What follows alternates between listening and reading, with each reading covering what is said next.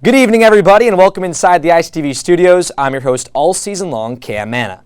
The goal coming into 2023 for Ithaca football was the standard, winning the Liberty League championship. And heading into week number 9, the Bombers have the chance to do just that. From the outside, you would think, man, this team has just been winning with ease, but in reality, it has been the exact opposite. From week number 1, the Bombers have faced the challenge of travel, facing multiple top 25 opponents, and this past week, they faced their biggest challenge, the injury bug.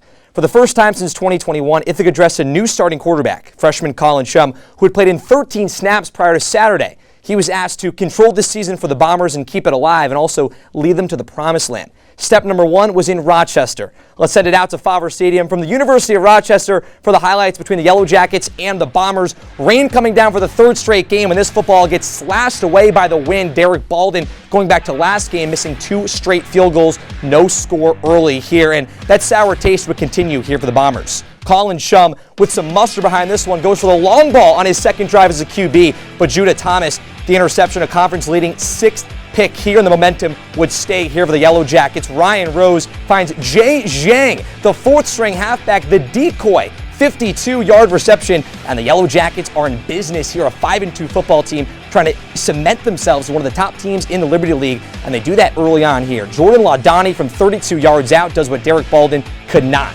Connect here on the field goal, 3-0 Rochester, and the highlight for Ithaca would end this first half. Derek Baldwin looking for some resilience and some redemption. 45 yards, this would be good from 53 a season long, would tie the game at 3 in the halftime break, and third quarter, not a lot would change. It's an offense coordinator's nightmare. Back to field goals, but that's a special teams coordinator's dream. Derek Sluka on the blocked field goal keeps this game at 3-3. You think now, hey, the Bombers some momentum.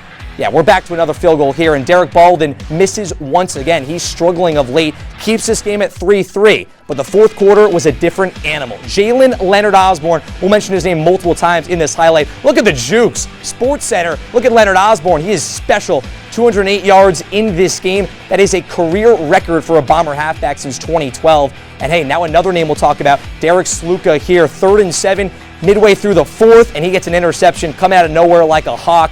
Gives the Bombers the football back, and hey, they go back to number 14. Leonard Osborne's 5th touchdown of the season. Nobody can catch the national champion on the track. He goes in for 6 points. 17-3 Bombers now. Rochester, they have some work to do, and they would do a really good job. 11 plays, 75 yards, and Ryan Rose would find Kane Jackson for his 3rd touchdown here. So the Yellow Jackets, they say we're not done yet at home, but Leonard Osborne and company, they would shut the door here in the 4th quarter. He goes with another big run play. Look at the blocking from the offensive line. We'll talk about that in just a second. Over midfield, and then Colin Shum. Finally, we get to talk about the 6'4 freshman.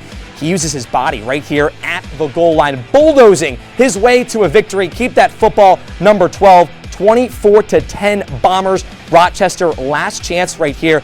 It would start on a high note. Ryan Rose here fighting Aiden Papintonis over midfield for a huge gain, getting all the way to the 30-yard line. So the Yellow Jackets, the fans are kind of into it here, but another chance for the Bombers to seal the deal, and they do it. And it's back to Derek Sluka. I said we'd mention him one more time. His 2nd pick of the game, his 3rd in the last 2 games, and the Bombers would win 24-10 from Favre Stadium. And the 4th quarter was the difference for the Bombers. Now back here in the ICTV studios, Eli Fishman, the host of Sports Final, Jenna Johnson, the host of Next Player Up. Guys, we appreciate always the great work that you guys do. Jenna, we'll start with you. The big story, Colin Shum, the starting QB.